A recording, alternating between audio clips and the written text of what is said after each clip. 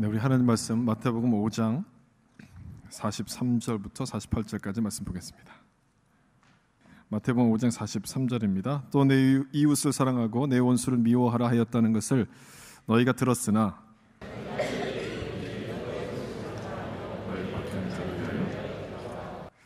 이같이 한즉 하늘에 계신 너희 아버지의 아들이 되리니 이는 하나님이 그 해를 악인과 선인에게 비추시며 비를 의로운 자와 불의한 자에게 내려주심이라.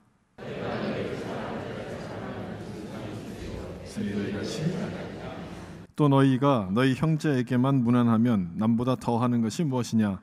이방인들도 이같이 아니하느냐? 그러므로 하늘에 계신 너희 아버지의 온전하심과 같이 너희도 온전하라. 아멘.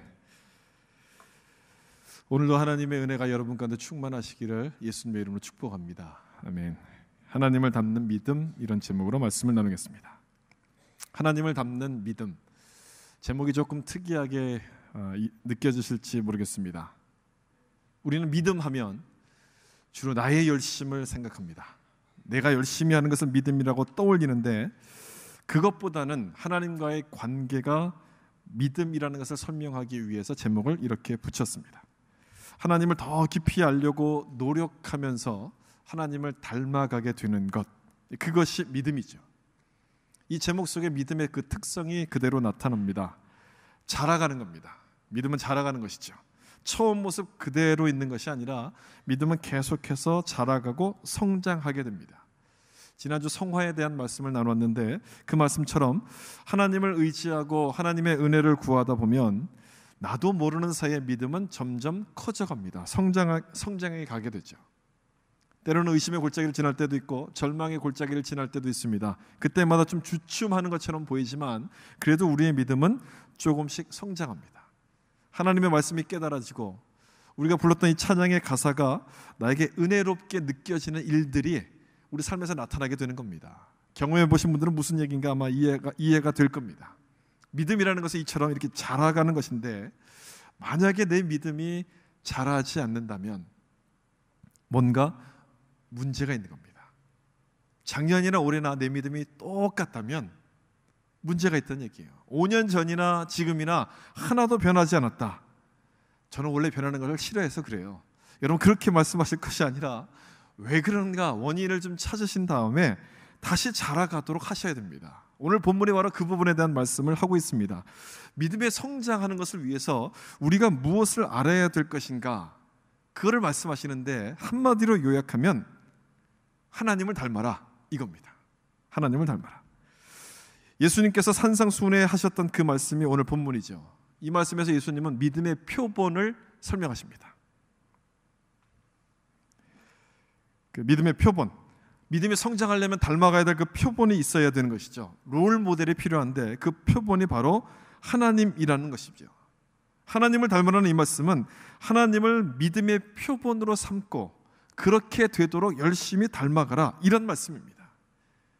그래도 우리가 어떻게 하나님을 닮아갈 수 있겠습니까? 어떻게 하나님을 쫓아갈 수 있겠습니까? 어렵게 보이는 말씀이죠. 그러나 이 말씀을 예수님께서 우리에게 주셨다는 것을 본다면 우리는 이 말씀대로 할 수 있다는 겁니다. 불가능한 것이 아니란 얘기예요. 어떤 부분을 닮아가야 될 것인가, 오늘 본문을 살펴보면서 좀 설명을 드리겠습니다. 첫 번째 우리가 닮아가야 될 부분은 성품입니다. 성품을 닮아가야 된다는 것은, 믿음이라는 것이 행위보다는 성품을 말하기 때문에 그렇습니다. 성품을 닮아가야 돼요. 계속해서 제가 반복해서 드리는 이 말씀이죠. 믿음이라는 것은 내가 뭔가를 열심히 하는 그 행위를 말하는 것이 아니라 하나님을 의지하는 것, 하나님을 전적으로 의지하는 그 마음, 성품을 말하는 겁니다. 겉으로 드러나는 그 모습보다, 행동보다도 우리의 됨됨이를 통해서 믿음이 드러나게 된다는 겁니다. 여기 마태복음 5장 48절 말씀이 나오는데, 그러므로 하늘에 계신 너희 아버지의 온전하심과 같이 너희도 온전하라. 하나님을 닮으라는 말씀이죠. 온전하라, 누구처럼 너희도 온전하라, 하나님을 닮으라, 이 말씀입니다. 우리가 누구를 닮았다고 할 때는 주로 이 겉모습을 가지고 말하지 않습니까? 겉모습이 닮았다고 할 때 우리가 똑같다 이렇게 말하는데, 꼭 그것만을 보고서 똑같다고 말하지는 않습니다. 목소리나 또는 말투까지 닮았다고 한다면 진짜 똑같다 그렇게 말하죠. 거기다가 마음이나 또는 생각하는 것까지 닮았다면 이건 완전히 똑같은 거예요. 완전 똑같은 것이죠. 48절 말씀은 그렇게 닮으라는 얘기예요. 그렇게 닮으라. 끝부분에서 온전하라는 말씀이 나오지 않습니까? 온전하라는 영어 성경에서 보시면 be perfect로 되어 있어요. be perfect. 하나님을 닮아서 짝퉁 크리스찬이 되지 말고 진품 크리스찬이 되라, 이런 말씀의 뜻이에요. 진품이 되려면 겉모습만 똑같아서는 되지 않습니다. 속까지 완전히 똑같은 것이 진품 아니겠습니까? 행동보다는 뭐가 더 중요한 것이냐? 성품이 중요하다는 것을 주시는 하시는 말씀이에요. 그래서 믿음이라는 것은 행위에 대한 문제가 아니라 성품에 대한 문제라는 것을 여러분 잘 기억하셔야 됩니다. 믿음은 행위보다도 성품을 말하는 겁니다. 한번 따라해 보시겠습니까? 믿음은 행위보다 성품을 말한다. 나무를 한번 생각해 보십시오. 어떤 나무에 열매가 많이 맺혔다면 그 나무는 건강한 나무죠. 건강한 나무는 반대로 열매를 맺지 못했다면 그 나무는 건강하지 못한 나무입니다. 좋은 나무가 좋은 열매를 맺는 겁니다. 믿음도 이런 식으로 설명을 할 수가 있어요. 믿음이 좋으니까 저렇게 열심히 하는구나. 좋은 믿음이 좋은 열매를 맺습니다. 그럼 반대로는 어떻습니까? 역으로 보면 어떻습니까? 열심히 헌신하는 걸 보니까 믿음이 좋구나. 이 경우는 조금 애매해요. 조금 애매합니다. 금방 맞다고 대답할 수가 없습니다. 열심히 하는 것이 다 믿음이 좋아서는 아닐 수도 있기 때문에 그래요. 믿음이 열심으로 나타나는 것이죠. 그러나 열심히 역으로 볼 때 전부가 다 좋은 믿음이냐? 그렇지는 않다는 겁니다. 그런 걸 보면 나무는 거짓말을 하지 않지만 사람은 좀 다른 것 같아요.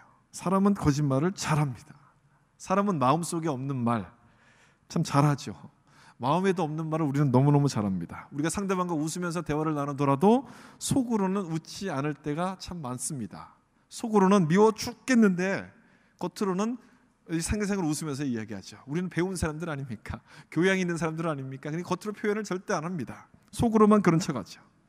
예전에 있던 교회에서 이런 일이 한 번 있었어요. 어떤 성도님이 혼자서 열심히 봉사하다가 이제 힘들어한다, 이런 얘기를 들었어요. 그래서 그분을 찾아갔죠. 혼자서 고생이 많으시죠. 제가 이렇게 말씀드렸더니 그분이 이렇게 얘기하는 거예요. 아이, 고생은 뭘요? 기뻐서 하는 거예요. 기뻐서 하는 일입니다. 이렇게 대답을 하시는 거예요. 제가 다 알고 갔는데, 힘들어한다는 거 다 알고 갔는데 이렇게 대답을 하세요. 제가 또 물었어요. 혼자 계속 하시면 힘드시니까 누구 이렇게 도와줄 분들을 좀 찾아드릴까요? 이렇게 물었더니 뭐라고 했는지 아십니까? 괜찮아요, 목사님. 혼자서도 충분해요. 바쁘시니까 신경 쓰지 마시고 그냥 괜찮아서 그냥 가셔도 돼요. 이렇게 얘기를 하는 거예요. 그래서 정말 그냥 갔어요. 신경 안 썼거든요. 나중에 이분이 시험 들었어요. 그래서 무슨 얘기인지 모르시는 거예요, 잘? 그대로 했더니, 정말인 줄 알고 그대로 했더니 나중에 이분이 시험 드는 거예요. 나무는 콩 심은데 콩 나는데 사람은 콩 심은데 팥이 나는 거죠. 참 이상해요. 굉장한 능력이 있습니다, 우리에게는. 겉과 속이 다르게 행동하는 이런 놀라운 능력이 있어요. 마음은 저곳에 가 있으면서도 그냥 열매를 너무너무 잘 맺어요. 열매.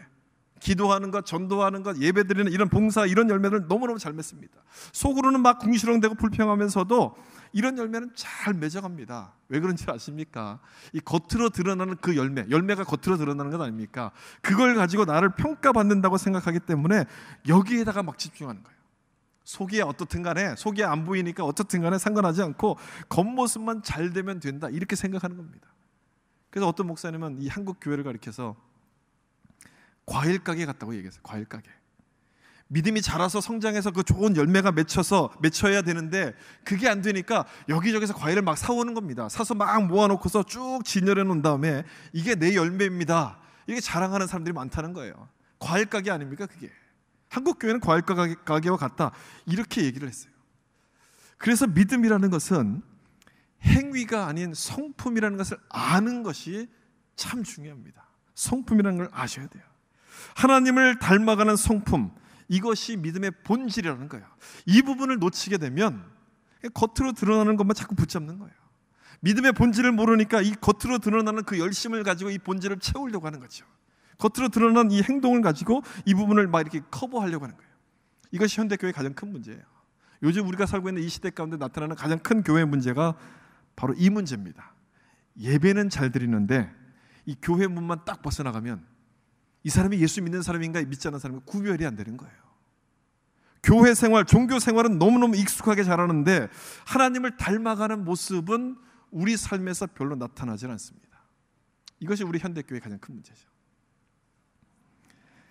저는 우리 교회 성도님들 볼 때마다 참 감사하다는 생각을 많이 합니다. 여러분을 볼 때마다 참 감사하다는 생각이 들어요.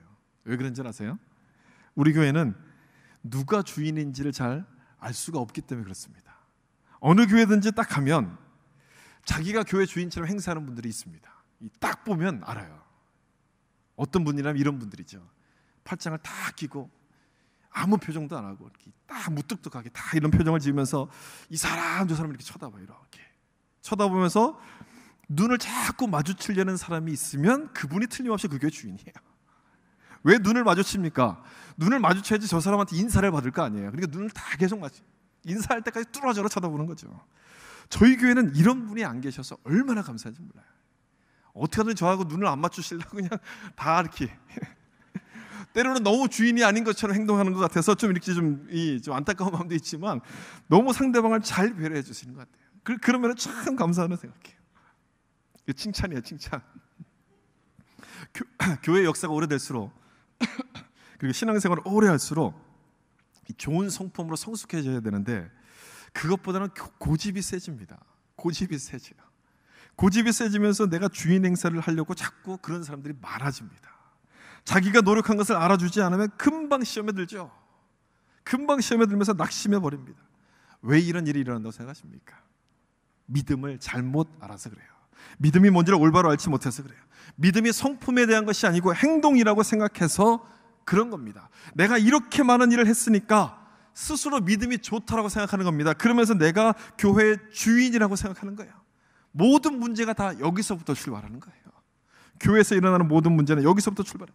성품보다 행동 가운데 집중하게 될 때, 나의 행동을 뭔가 자랑하고 싶어질 때 모든 문제가 일어나기 시작합니다. 우리가 이런 실수에 빠지지 않으려면 주님께서 뭐라고 말씀하셨는가를 귀 기울여서 들어보셔야 됩니다. 마태복음 5장 44절 보세요. 여기서 뭐라고 하시냐면 나는 너희에게 이르노니 너희 원수를 사랑하며 너희를 박해하는 자를 위하여 기도하라. 그리고 그 다음에 45절 여기 나와 있는 부분까지만 읽어보겠습니다. 이같이 한즉 거기까지만. 이같이 한즉 너희 아버지의 아들이 되리니. 하나님의 자녀가 되는 길, 뭘 해야지 된다고 말씀하십니까? 원수를 사랑하고 박해하는 자를 위해서 기도하라. 이래야지만 하나님의 아들이 된다라고 말씀하시죠. 얼핏 보기에는 사랑하라 또는 기도하라 이렇게 행위를 강조하는 말씀처럼 보이지만 이 말씀의 속뜻은 그렇지가 않습니다. 원수를 사랑하는 일, 여러분 우리 힘으로 됩니까? 됩니까? 안 됩니까? 안 되죠. 우리 힘으로는 되지 않아요. 우리를 막 괴롭히는 사람을 위해서 기도해 주는 것, 여러분 우리의 본성을 가지고 기도할 수 있습니까? 안 되죠. 이것은 우리 힘으로 되는 일이 아니에요. 하나님의 성품을 닮아야지만 될 수 있는 일들입니다. 이 말씀은 성품을 강조하는 말씀이에요. 우리의 성품이 하나님을 닮는다면 이처럼 엄청난 일을 할 수 있다. 그걸 말씀하는 겁니다. 다시 45절만 보세요. 이 45절 이같이 한즉 하나님의 아들이 되리니. 무엇을 하라는 말씀처럼 보이지만 이 말씀은 하라는 말씀이 아니라 그 포커스가 어디 있냐면 무엇이 되라는 쪽에 있습니다. 이같이 한즉 그러면 하나님의 아들이 될 것이다. 이 말씀의 포커스는 무엇이 되라는 말씀 가운데 있다는 거예요. 하나님의 자녀라는 됨됨이 이 성품을 지켜가라 이 말씀이에요. 여러분 이것이 믿음이에요. 이 성품을 지키는 것이 믿음이라는 얘기예요. 성경에 무엇을 하라는 말씀보다도 무엇이 되라는 말씀이 많은 이유는 믿음이 바로 성품에 대한 문제이기 때문에 그렇습니다. 무엇을 하라 또는 무엇을 하지 말라는 말씀도 잘 보시면 그 행위 자체의 목적이 있는 것이 아니라 되라는 쪽에 포커스가 있기 때문에 말씀하시는 거예요. 이걸 하지 않으면 또는 이것을 하면 하나님의 자녀가 되는 것 아닙니까? 되라는 쪽에 포커스가 있어요. 겉으로 보이는 일 가운데 매달리지 말고 하나님의 성품을 닮아가는 이 모습을 가지라. 이것이 믿음이라고 말씀하고 있다는 겁니다. 성품에 관한 말씀을 좀 더 드리겠습니다. 두 번째 나눌 것은 이거죠. 성품, 하나님의 믿음은 하나님의 성품을 닮아가는 겁니다. 닮아가는 것. 믿음이 성품에 관한 문제임을 알았더라면 이제는 우리의 성품이 하나님을 닮아가는 것에다 집중하셔야 돼요. 좋은 믿음이라는 것은 하나님의 성품을 담는 겁니다. 열심히 예배 나오고 열심히 봉사하고 열심히 기도하는 것도 물론 좋은 성품이지만 정말 성경이 말하는 좋은 믿음은 하나님을 닮아가는 거예요. 마태복음 5장 45절에 보시면 하나님의 성품에 대해서 이렇게 설명해요. 이같이 한즉 하늘에 계신 너희 아버지 아들이 되리니 이는 하나님이 그 해를 악인과 선인에게 비추시며 비를 의로운 자와 불의한 자에게 내려주심이라. 여기서 설명하고 있는 하나님의 성품은 악인과 선인에게 똑같이 햇빛을 주시고 의로운 자와 불의한 자에게 똑같이 비를 내려주신다, 이거죠. 똑같이. 이것이 하나님의 성품이에요. 똑같이 사랑을 말씀하시는 거예요. 악인과 선인을 차별하지 않으시는 그 넓은 사랑을 이 말씀 가운데 설명하고 있습니다. 그렇다고 해서 하나님께서 악인을 좋아하시는 것이냐? 좋아하신다는 말씀이 아니죠. 이 말씀의 뜻은 하나님을 심판의 차원에서 설명하는 것이 아니라 은혜의 차원에서 설명하시는 말씀이에요. 악한 사람일지라도 하나님은 은혜를 베푸시는 이 넓은 성품, 넓은 사랑의 성품을 갖고 계신 분이다, 이것을 말씀하는 겁니다. 이 말씀과 비슷한 말씀이 시편 103편에 나오는데 이 103편에 나오는 말씀 속에 하나님의 성품을 이렇게 설명합니다. 한번 103편 8절 보세요. 여호와는 긍휼이 많으시고 은혜로우시며 노하기를 더디하시고 인자하심이 풍부하시도다. 103편 8절에 나오는 말씀인데 이 103편은 예수님이 특별히 좋아하셨던 말씀입니다. 예수님께서 가르쳐 주셨던 주기도문도 이 103편 가운데 나왔고 산상수훈에 나오는 많은 말씀들이 다 103편을 근거로 해서 나온 말씀이에요. 우리가 읽은 103편 8절 하나님을 설명하시는 말씀인데 여러분, 이 말씀 가운데 어떤 부분이 눈에 이렇게 탁 들어옵니까? 여호와는 긍휼이 많으시고 은혜로우시며 노하기를 더디하시고 인자하시며 풍부하시도다. 어떤 부분이 눈에 딱 들어오세요? 저는 노하기를 더디하시고, 이 부분이었어요. 하나님이 이런 분이다, 노하기를 더디하시는 분이다, 이렇게 설명하신다는 거예요. 이 부분이 눈에 딱 들어왔어요. 그런데 우리는 하나님을 이렇게 생각하지를 않습니다. 여러분이 생각하시는 하나님은 어떤 분입니까? 여러분들은 하나님에 대한 어떤 이미지를 갖고 계세요? 하나님 그럼 딱 어떤 이미지가 떠오릅니까? 위대하신 분, 전능하신 분, 권능이 있는 분, 힘 있는 분, 이런 분 아닙니까? 우리는 주로 하나님을 이런 차원에서 생각합니다. 힘, 권능, 위엄, 이런 차원에서 하나님을 생각해요. 그러다 보니까 하나님이 좋기는 좋은데 가까이 계시면 좀 부담스럽고 저 멀리 계시면 좋은 분, 이렇게 생각하는 거예요. 가까이 하기에는 너무 먼 당신처럼 하나님을 생각하죠. 무서워합니다. 하나님을 두려워합니다. 여기 말씀에서처럼 노하기를 더디하신다라고 말씀을 하는데도 불구하고 우리는 하나님께 혼나지 않을까? 잘못했는데 하나님이 나를 야단치시면 어떡하지? 이런 걱정을 하고 그렇게 하나님을 생각하고 있다는 겁니다. 정말 그런가 제가 한번 확인해 드릴까요? 여러분이 주일날 예배를 빠지고 어딘가를 놀러 가셨다고 한다면 어떤 마음이 생기세요? 야, 상쾌하다, 주일날 예배 빠지니까 이렇게 시원하네, 이런 마음이 생기세요? 아니면 뭔가 이렇게 좀 찜찜합니까? 해보신 분들 금방 답이 나오잖아요. 뭔가 좀 찜찜해요. 찜찜해. 놀긴 놀지만 뭔가 좀 불안하죠. 11조를 하나님께 드리는데 갑자기 아까운 마음이 생겼어요. 10%가 아니라 9%만 드리자. 9%만 드리고 나면 어떻습니까? 마음이 막 무겁지 않습니까? 마음이 무거워요. 예배 드리는 내내 이 1% 떼먹은 게 자꾸 생각나가지고 고개가 안 들어지죠. 고개를 푹 숙이고 예배를 드리죠. 혹시 하나님이 그걸 생각하셔서 나에게 이 징벌적 손해배상을 하시면 어떨까? 한국의 뉴스를 보니까 이 단어가 유행이더라고요. 징벌적 손해배상. 여러분 무슨 얘기인지 아시죠? 잘못한 일이 있으면 거기에 3배, 4배를 이렇게 해서 벌을 주는 그런 걸 말하는 거예요. 하나님이 혹시 내가 떼먹은 1%에 대해서 5%, 10%를 벌 주시면 어떨까? 이런 생각 때문에 예배가 제대로 안 되는 거예요. 이런 마음이 전혀 없이 너무 편안한 것도 문제지만 이런 생각에 너무 얽매여서 하나님을 무서워하는 것도 문제예요. 이처럼 우리는 하나님을 심판하시는 하나님 또는 무서운 하나님으로 생각을 하고 있습니다. 그런데 조금 전에 읽은 이 말씀 시편 103편에서는 하나님을 어떤 분이라고 소개하시는가? 긍휼이 많으시고 은혜로우시며 그 다음 뭐라 되어 있습니까? 노하기를 더디하시는, 노하기를 더디하시는, 우리가 알고 있는 하나님과는 전혀 다른 모습이죠. 하나님은 하나님 자신을 이렇게 지금 소개하고 있습니다. 심판자로 소개하시는 것이 아니라 사랑의 하나님을 소개하고 있어요. 노하기를 더디하시는 은혜의 하나님이라고 말씀하고 있다는 겁니다. 우리가 하나님의 성품을 더 잘 이해하기 위해서는 지금 나오는 시편 103편의 이 배경이 되는 말씀을 좀 살펴볼 필요가 있습니다. 출애굽기 34장의 말씀이에요. 이 32장부터 사건이 시작되는데 모세가 율법을 받기 위해서 시내산 위로 올라가게 되죠. 그러니까 한참 내려오지 않으니까 산 밑에 있던 백성들은 뭘 만들었습니까? 금으로 송아지를 만드는 일들을 합니다. 그리고 송아지를 섬기면서 이 금송아지가 우리를 애굽에서부터 인도했다, 이렇게 막 지금 우상을 숭배하기 시작했어요. 그랬더니 하나님께서 진노하셔서 이런 말씀을 하십니다. 출애굽기 32장 10절 말씀이에요.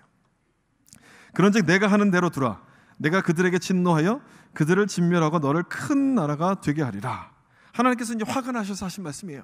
내가 하는 대로 두라.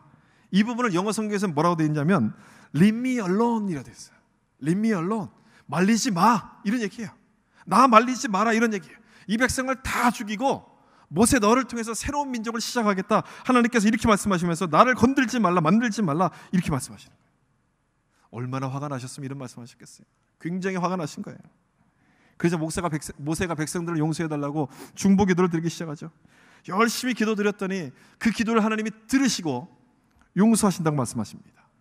그런데 용서는 하시지만 가나안 땅까지는 내가 가지 않는다, 이렇게 말씀하세요. 출애굽기 33장 3절이에요. 너희를 적과 꿀이 흐르는 땅에 이르게 하려니와 나는 너희와 함께 올라가지 아니하리니. 땅을 주겠다고 한 건 약속한 거니까 내가 약속은 성취한다. 그렇지만 그 땅에 내가 너와 함께 가지는 않겠다, 이렇게 말씀하신 거예요. 여러분, 그렇다면 무슨 소용이 있겠습니까? 땅 받은 게 무슨 소용이 있겠어요? 하나님이 함께 하시면 아무 소용도 없는 건 아니겠습니까? 다시 모세가 기도해요. 하나님, 그러지 마시고요, 꼭 같이 가셔야 됩니다. 꼭 함께 가셔야 됩니다. 이렇게 기도했더니 이때 응답으로 주신 말씀이 무슨 말씀이냐? 출애굽기 34장 6절에 우리 이 말씀 같이 한번 읽어볼까요? 선포하시되 여호와라 자비롭고 은혜롭고 노하기를 더디하시고 인자와 진실이 많은 하나님이라. 아멘. 조금 전에 시편에서 본 말씀과 비슷한 말씀 아닙니까? 같은 말씀이죠. 하나님께서 스스로를 소개하시는 말씀이에요. 노하기를 더디하시고. 우리는 이 말씀이 나온 시점에 집중해서 봐야 됩니다. 언제 하나님께서 이 말씀하신 건가? 이스라엘 백성들이 죄를 짓고 심판을 받아서 죽어 마땅한 그때에 하나님께서 자기 자신을 이렇게 소개하셨다는 겁니다. 말리지 마, 다 죽었어. 하나님께서 이렇게 화를 내시던 하나님께서 뭐라고 말씀하시냐면 노하기를 더디하시는 하나님, 이렇게 말씀하시는 거예요. 여러분, 놀랍지 않습니까? 하나님께서 지금 이런 상황 가운데 이 말씀하셨다는 거예요. 우리 같으면 절대 못하죠. 이런 상황에서 이런 말을 절대 할 수 없습니다. 오늘 나 네 엄마 아니야, 오늘 끝장 보자, 우리가 보통 이렇게 이야기하지 않습니까? 이것이 우리들의 모습인데 하나님은 이런 상황에서도 심판하시기보다도 노하기를 더디하신다고 말씀해요. 인자와 긍휼이 많은 하나님이라고 말씀하신다는 거예요. 이것이 하나님께서 스스로를 표현하시는 말씀이에요. 스스로를 표현하시는 말씀이에요. 여러분, 그게 무슨 뜻이겠어요? 스스로를 표현하신다는 게 무슨 뜻이겠습니까? 이렇게 좀 알아줘라, 이런 뜻 아니겠어요? 이렇게 보이기를 원하신다, 이런 말씀이죠.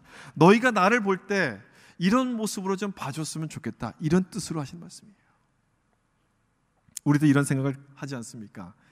내가 다른 사람들에게 이렇게 보였으면 좋겠다, 이런 생각들을 좀 하죠.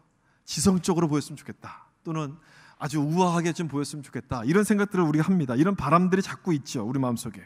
여러분들도 그런 바람 있지 않습니까? 기왕이면 좀 믿음이 좋은 사람으로 나를 좀 봐주면 어떨까, 이런 바람이 우리 마음속에 있습니다. 오래전에 한국에서 있었던 일입니다. 어떤 남자 집사님하고 저하고 둘이서 밥을 먹으러 갔어요. 식당 주인과 이런저런 얘기를 이제 하게 됐는데 그분이 자꾸 이렇게 물어보는 거예요. 목사님 아니세요? 이렇게 물어보는 거예요. 목사님 맞죠? 자꾸 물어보는 겁니다. 그분은 저희를 이제 모르는 분이거든요. 처음 본 분이거든요.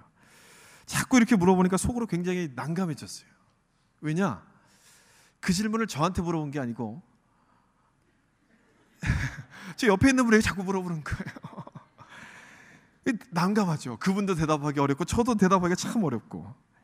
한 15년 전쯤 뭐 되는 일이었던 것 같아요. 뭐 그때니까 그럴 만도 했을 거예요. 뭐 지금보다 훨씬 제가 날렵했거든요. 그때는 이 머리숱도 굉장히 많았거든요. 목사로 생각을 못한 거죠. 예, 전도사쯤 되나 보다 이렇게 생각했을 거예요. 왜 저라고 해서 개인적으로 기대하는 바가 왜 없겠습니까? 바라는 바가 왜 없겠습니까? 저도 원하는 바가 있죠. 여러분들이 저를 이렇게 봐줬으면 좋겠다, 이런 바람이 있죠. 그게 뭐냐면 제가 원하는 이미지는 재밌는 목사입니다. 재밌는 목사.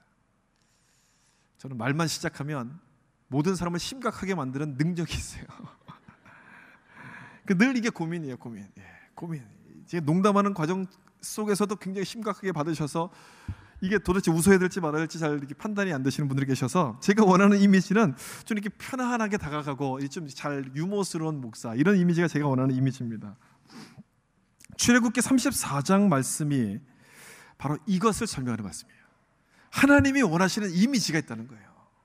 하나님이 원하시는 것, 너희가 나를 볼 때 이런 모습으로 좀 봐줬으면 좋겠다, 이렇게 말씀하신다는 것입니다. 그게 뭐냐? 너희가 나를 생각할 때 이런 모습을 기억해달라는 그 모습이 뭐냐면 자비롭고 은혜롭고 노하기를 더디하시는 하나님, 노하기를 더디하시는 하나님, 이렇게 좀 봐줬으면 좋겠다, 이 말씀을 하시는 거예요.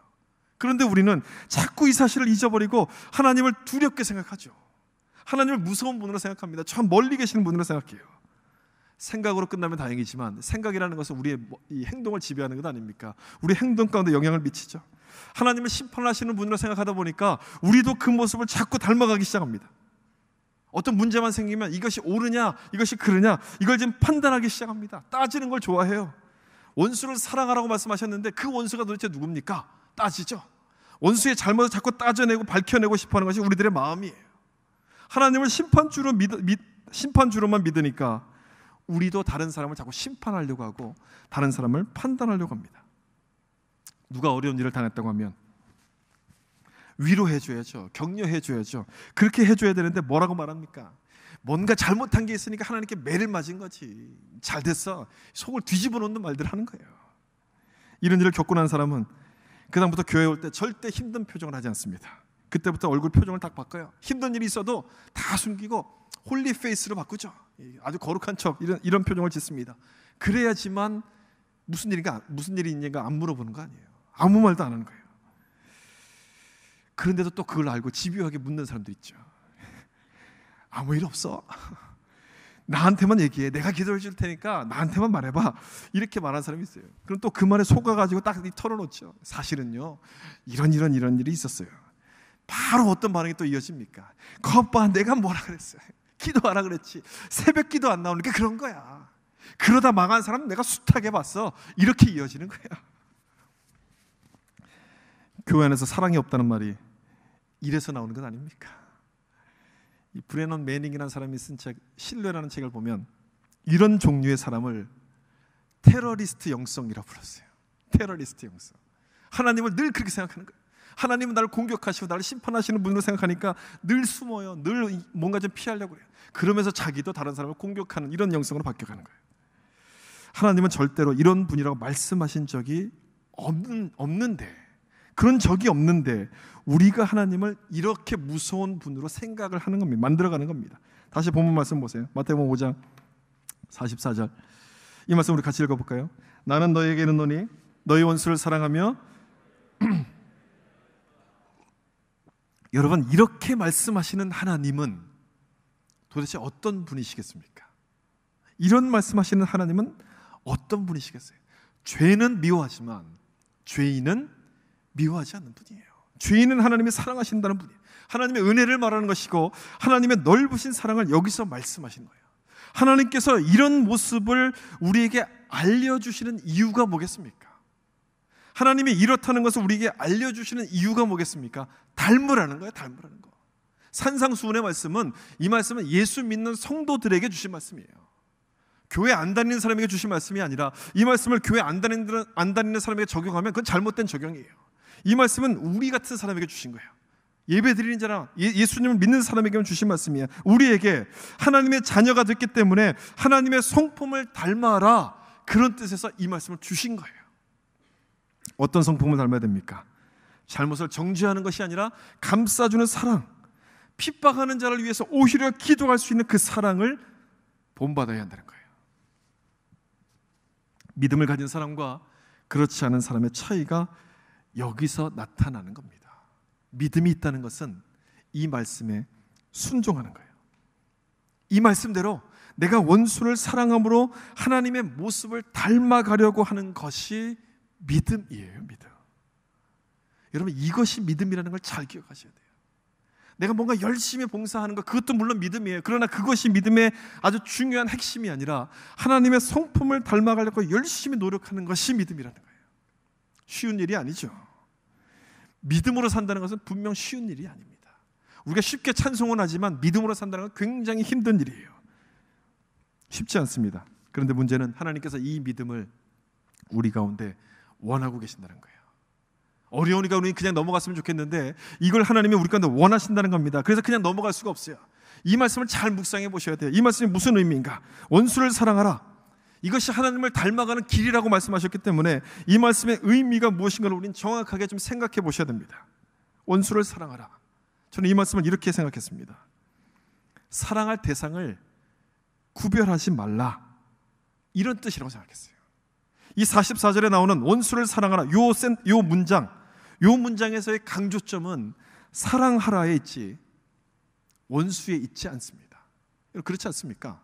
원수를 사랑하라, 어디에 강조점이 있겠어요? 사랑하라 아닙니까? 사랑하라는 부분 가운데 포인트가 있는 거예요. 원수라는 말은 그 대상이 누구든지, 이걸 다 이렇게 묶어서 설명하는 거예요. 그 대상이 누구든지 사랑하라는 거죠. 사랑에 포커스가 있는 거예요. 왜냐? 우리는 하나님을 닮은 하나님의 자녀이기 때문에, 하나님의 자녀이기 때문에 세상 사람들처럼 하려고 하지 말고 그것보다 조금만 더 노력하라, 이걸 주님이 말씀하시는 거예요. 마지막 세 번째로 나눌 거예요. 바로 이겁니다. 하나님을 닮은 믿음은 어떤 거냐? 남들처럼 하는 것이 아니라 내가 남보다 조금 더 하는 겁니다. 한번 따라해 보시겠습니까? 믿음은 내가 남보다 조금 더 하는 것이다. 이 부분만 기억하고 돌아가시면 참 좋을 것 같습니다. 마태복음 5장 45절에 이는 하나님이 그 해를 악인과 선인에게 비추시며 비를 의로운 자와 불의한 자에게 내려주심이라. 하나님께서 어떤 사람에게 은혜를 베푸신다고 말씀합니까? 의인입니까? 악인입니까? 아니면 둘 다입니까? 둘 다죠. 의인과 악인을 구별하지 않으시고 똑같이 해를 주시고 똑같이 비를 주신다라고 말씀합니다. 악한 사람이라고 해서 하나님께서 그 머리를 갑자기 돌로 만들지 않으세요. 머리를 갑자기 나쁘게 만들지 않습니다. 우리보다 훨씬 머리가 좋은 나쁜 사람들이 얼마나 많습니까? 그러니까 우리가 매일 당하는 건 아닙니까? 사기를 당하는 건 아니에요. 머리가 훨씬 좋은 사람들이 많아요. 조폭 보세요, 여러분. 우리보다 얼마나 이 힘이 셉니까? 얼마나 건강합니까, 그 사람들이.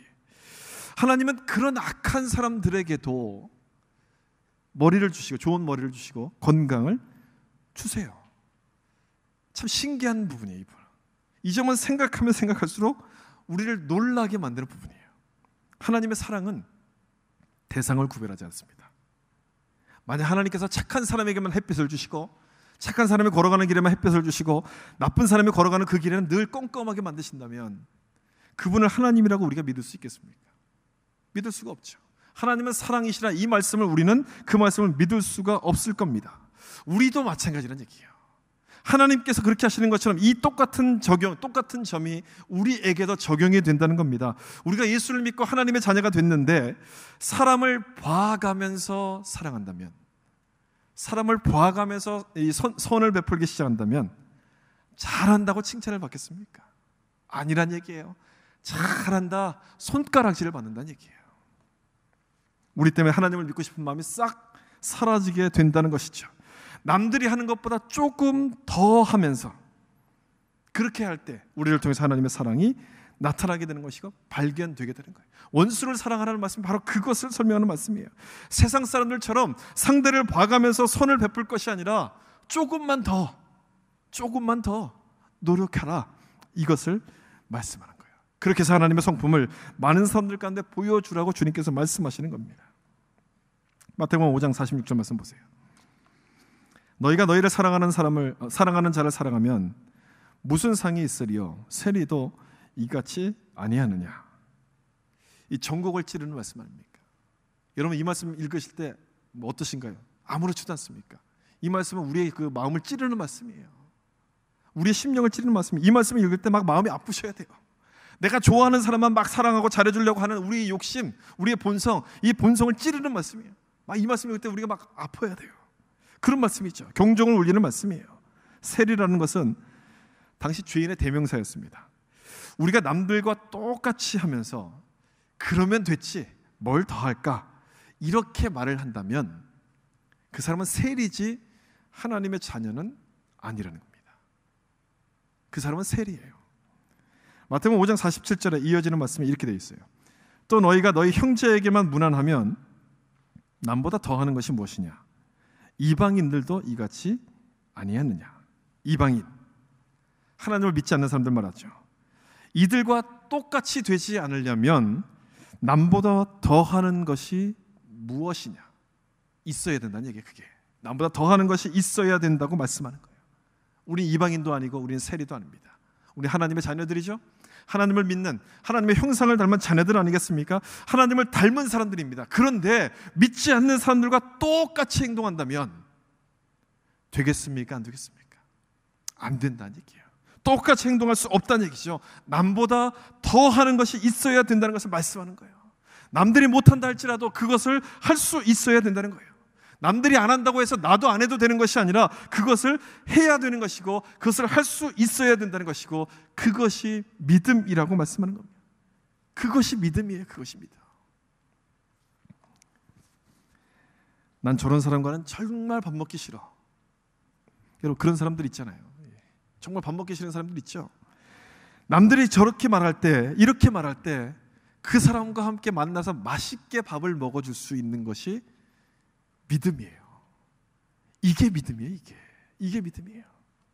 그래서 저는 저 주변에 이렇게 이런 사람들이 많다는 게 얼마나 감사한지 몰라요. 이 믿음을 연습할 수 있는 그런 기회가 되는 건 아니에요.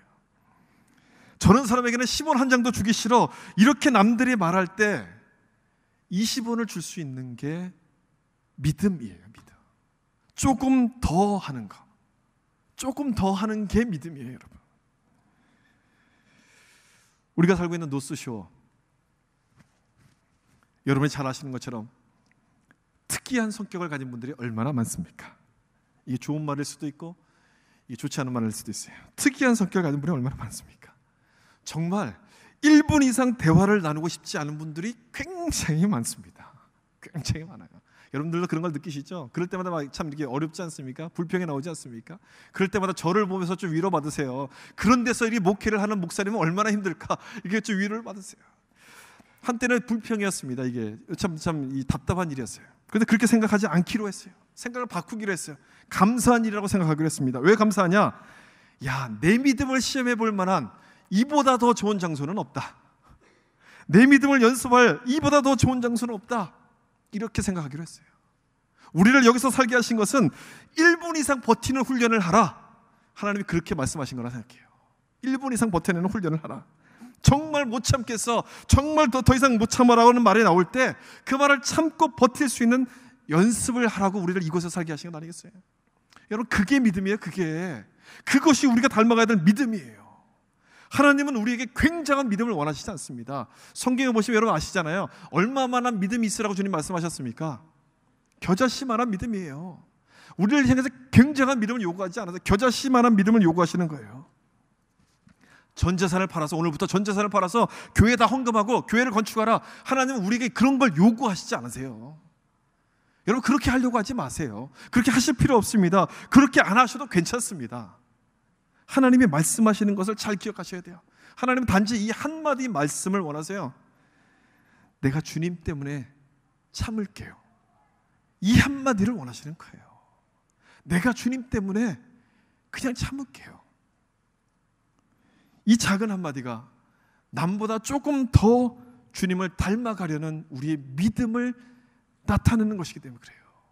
이 작은 한마디가 내가 주님을 닮아가고 있다는 증거가 되기 때문에 이것을 주님께서 원하신다는 거예요. 여러분, 우리가 이 정도는 할 수 있지 않습니까? 이 정도는 해야 되지 않습니까? 이 정도는 해야 되는 것이죠.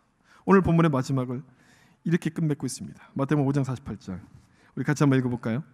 그러므로 하늘에 계신 너희 아버지의 온전하심과 같이 너희도 온전하라. 이 정도는 해도 되는 게, 할 수 있는 것이 아니라 반드시 해야 된다라는 말씀이에요. Be perfect. 하나님이 하신 것처럼 우리도 하라.